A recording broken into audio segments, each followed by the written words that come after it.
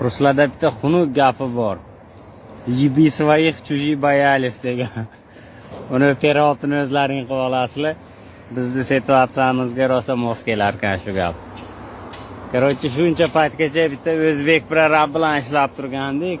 O'zbek prorab. Biz faqat ikkalamiz ishchi. Prorabimiz kasal bo'lib kelmadi ishga. Biz hozir 2 kundan beri rus prorab bilan ishlayapmiz. Rus prorab bilan ishlash mazza ekan. Сидите, отдыхайте deydi. Идите чай пейте, согревайтесь deydi. O'zbek prorab bilan ishlaganda bir sal sinib kelaylik, choy poy ichib kelaylik, sovuq o'tib ketdi desa, tezroq ishlasalar esaysizlar der.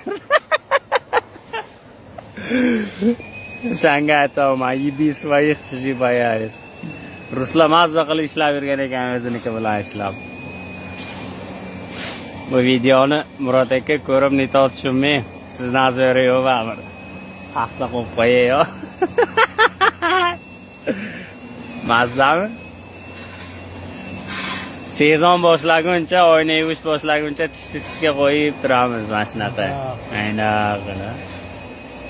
Kimdir aytgandi kommentariyada, tishingiz chiroyli ekan deb. Ana shu. Rosa ma'noli video oldim o'zimcha.